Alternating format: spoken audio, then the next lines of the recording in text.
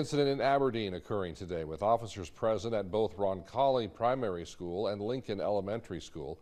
We can tell you this incident is not related to the shooting that happened in Minneapolis today. Sam Schauer in studio to pick up the story tonight. Sam. Hello, Brian. Police officers were present at both schools as two separate incidents involving a weapon occurred.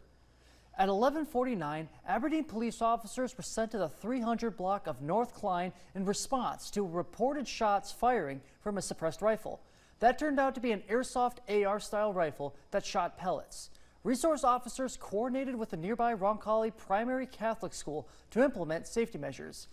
Police officers began communicating with the occupants, but they refused to leave the residence and talked. Area residents were asked to leave or stay inside as barricades were set up to block off the street. Roncalli officials told me that the Roncalli schools get out early on Wednesdays, and it was just a coincidence that this incident occurred a block from the school at the same time.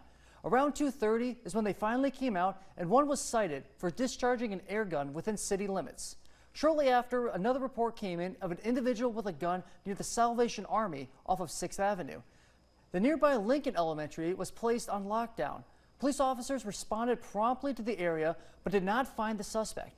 Officers were then present at both schools to help provide safety until the dismissal. Police then checked videos from businesses, but they say it does not appear anyone was walking with a gun. At Roncalli Primary, officials told us no students were ever in danger.